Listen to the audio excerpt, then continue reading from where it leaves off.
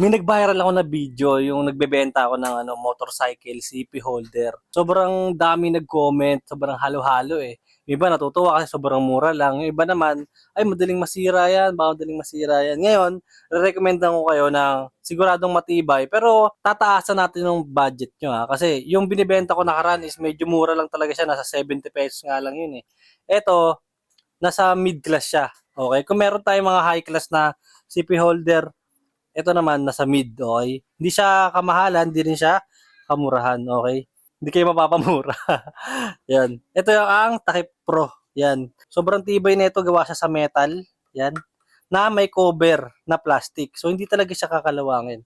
Dalawang klase yan. Meron tayo yung pang handlebar, meron din yung pang side mirror na ito, ilalagay mo na sa side mirror. Tapos na-adjust din yan.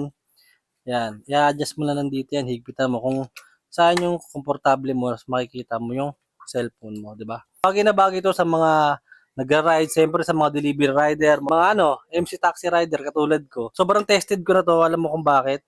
Kasi ito rin yung ginagamit ko dati nung nag-deliver ako. Sobrang tibay nito guys, kahit sobrang lubak yung dinadaanan mo, hindi ka aalog-alog at hindi ka matatakot na malalaglag yung cellphone mo. Sobrang dali lang nito gamitin. Tapos ito na yung higpitan niya, ikot mo lang yan dyan. Hindi na yan aalog-alog kahit sobrang lubak. 'Di ba? Kaya sa mga naghahanap pa rin ng CP holder, na natatakot kayo, baka maliglagan kayo ng cellphone o mahatakan kayo ng mga snatcher dyan, eto safe na safe yung cellphone nyo.